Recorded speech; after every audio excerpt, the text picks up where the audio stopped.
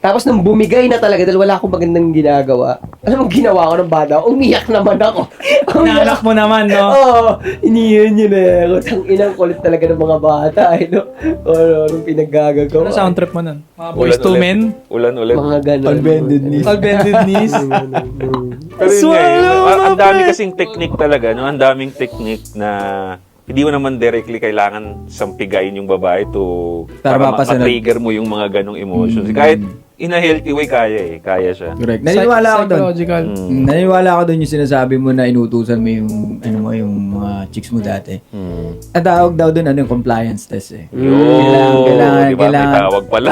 Kailangan nila mag-comply. Oo. So, pag daw if you are creating attraction, kailangan yung babae yung may gagawin para sa'yo, hindi ikaw yung may gagawin para sa kanya. Though andun yung pag-approach mo sa kanya, pero dapat makita mo yung effort niya sa'yo.